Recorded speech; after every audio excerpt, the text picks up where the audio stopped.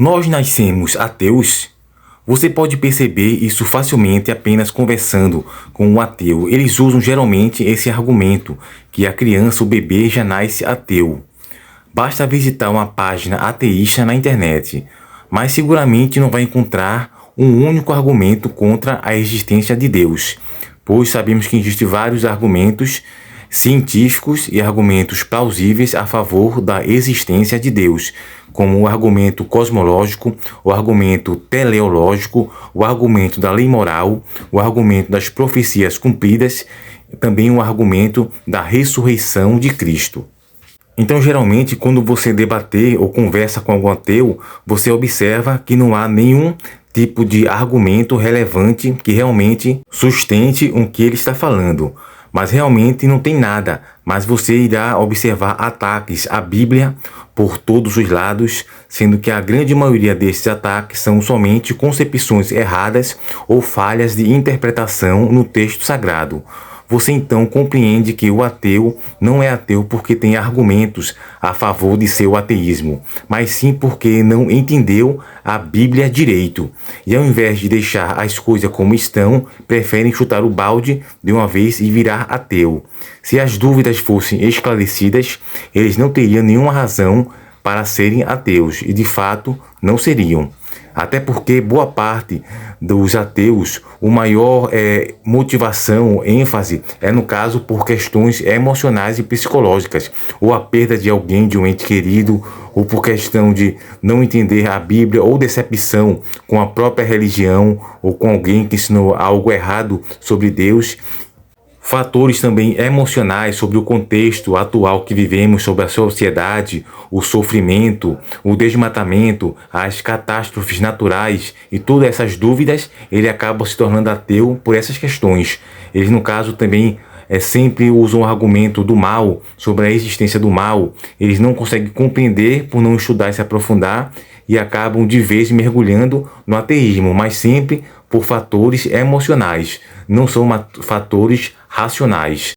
Mas eu ainda digo e insisto em dizer que boa parte da culpa dessa questão do crescimento do ateísmo ocorre, não é culpa do ateu em questão, que tem todo o direito de rejeitar o cristianismo, caso o cristianismo não ofereça respostas que lhe sejam satisfatórias e que sanem suas dúvidas na fé.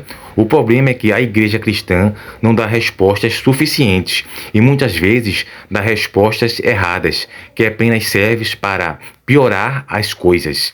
São essas respostas erradas que levam as pessoas a perder cada vez mais a fé em Deus, ou que chegam até mesmo a desconfigurá-lo, retratando como um monstro e não como um Deus de amor e justiça, que é revelado nas Escrituras Sagradas.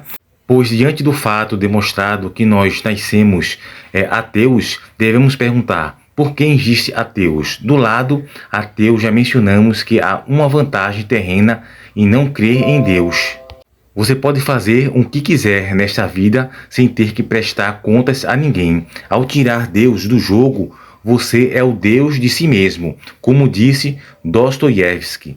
Se Deus não existe, tudo é permitido. Você não precisa seguir um código moral extraído de um livro como a Bíblia ou qualquer outro, nem tem obrigações sociais para com o próximo, nem a necessidade de se manter na linha e domar a si próprio. Você pode ser aquilo que quiser ser.